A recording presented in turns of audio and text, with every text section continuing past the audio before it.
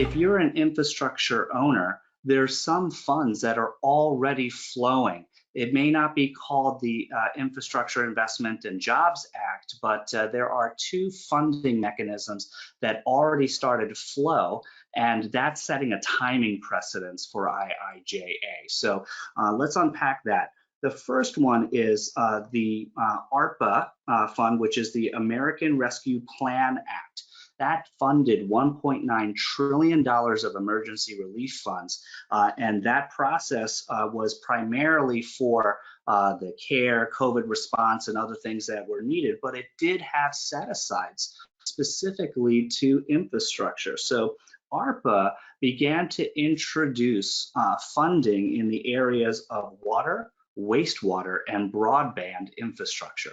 So there was a funding mechanism that was already in place, that is in place now, that is available for owners to beef up their infrastructure.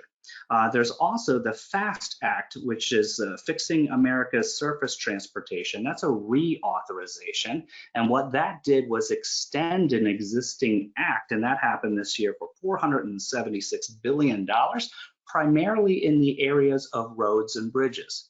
Now, depending upon what area you're working on, the funding mechanisms will go through different agencies, but the timing is probably right.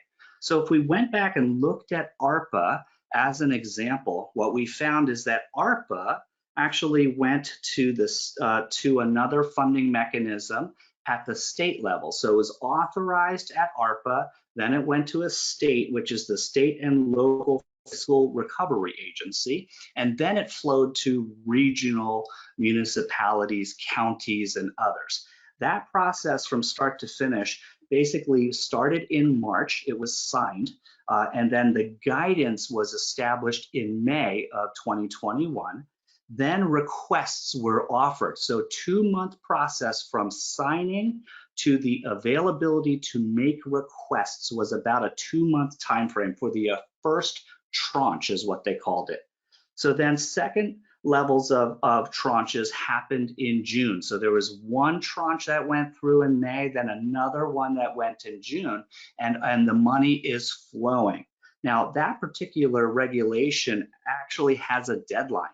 So municipalities have to have obligated the money by 2024, by the end of 2024. And right now, those funds are underutilized and under-obligated.